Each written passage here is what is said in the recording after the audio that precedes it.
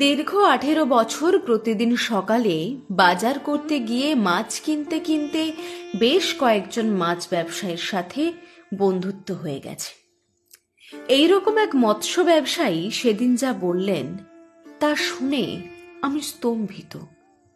যা বললেন তা যতটা সম্ভব আবেগকৃতভাবে তুলে ধরার চেষ্টা করলাম। বুঝলে দাদা, আমাদের এখানে সরকারি চাকরি বাকরি একেবারে কমে গেছে।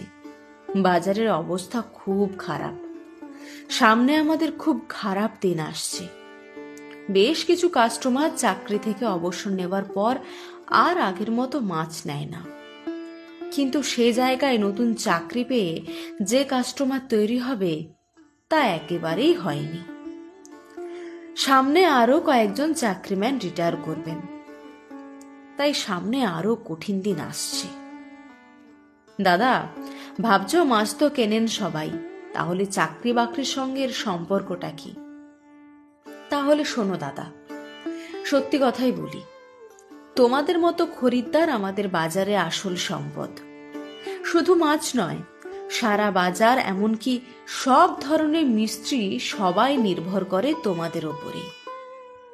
তোমরা আছো বলেই সকাল সকাল মাছ বেচে 11টা সাড়ে 11টার মধ্যে বাড়ি চলে যেতে পারি, নইলে বেলা 1টা 1:30টা পর্যন্ত বসে থাকতে হতো। তোমরা বড়লোক নও, তবে তোমাদের পকেটে মাসকাবারি পয়সা থাকে। তোমাদের মতো চাকরিম্যানরা সকাল 7টা সাড়ে 7টার আগে বাজারে আসে।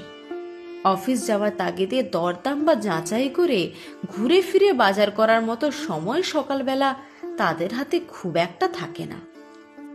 তাই পাইকারি 250 থেকে 300 টাকা কেজির মাছ কিনে 350 থেকে 400 টাকা কেজিও তাদের বিক্রি করি সকাল 8:30টা পর্যন্ত।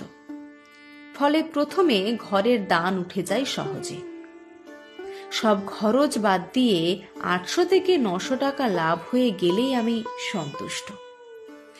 এরপর বেলা বাড়ার সঙ্গে সঙ্গে বাকি মাছ 200 টাকা 180 টাকা এমনকি শেষে কেনা দামে 150 টাকায় বিক্রি করতে পারি। শেষ বেলায় খালি করে বাড়ি যাওয়া নিয়ে কথা। তখন লাভ যা হওয়ার হয়ে গেছে চাকরিম্যানদের থেকে। যেসব লোক একটু পরে বাজারে আসেন তাদের কম দামে মাছ বিক্রি করতে পারি, শুধু তোমাদের মতো কাক ভরে চাকরিম্যান কাস্টমার থাকার জন্যই। তোমাদের চাকরির পয়সা কিন্তু শুধু আমরাই খাই না, যারা আমাদের কাছে পরে 150 টাকা মাছ কেনে তারাও তোমাদের পয়সা খায়। কারণ তোমাদের কাছে প্রথমে বেশি দাম পেয়েই যাই বলেই তো শেষ বেলায় কেনা দামেরও কম দামে মাছ বেচতে পারি। দেখো না, আমাদের এখানে নতুন চাকরি বাকরি পাওয়া তো বন্ধই হয়ে গেছে।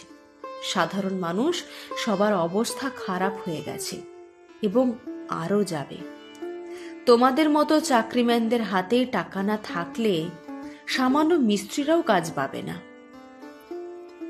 এবার আমি বললাম, একজনকে চাকরি দিয়ে মাসে 30,000 টাকা মাইনে না দিয়ে ওই টাকায় তোমাদের মতো ব্যবসায়ী বা মিস্ত্রিদের 30 জনকে মাসিক 1,000 টাকা করে ভাতা দেওয়া হলে ক্ষতি কি?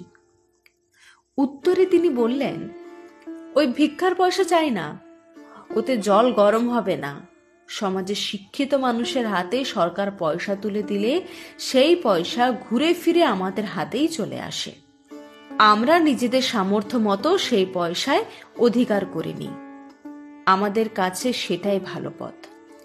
চাকরি বন্ধ হলে আমার ছেলেটাকে যে লেখাপড়া শেখাচ্ছি সেও তো চাকরি পাবে না।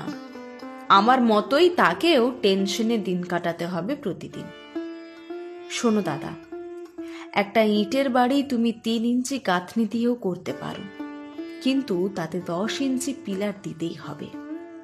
তুমি যদি ভাবো 10 ইঞ্চি পিলারে সিমেন্ট, স্টোন, চিপস খরচা না করে পুরোটাই 3 ইঞ্চি গেঁথে ঘরের সংখ্যা একটা বাড়াবে, তাহলে পুরো বাড়িটাই ভেঙে পড়বে। তাই বাজার ঠিক রাখতে গেলে শিক্ষিত মানুষকে তাদের প্রাপ্য দিতেই হবে।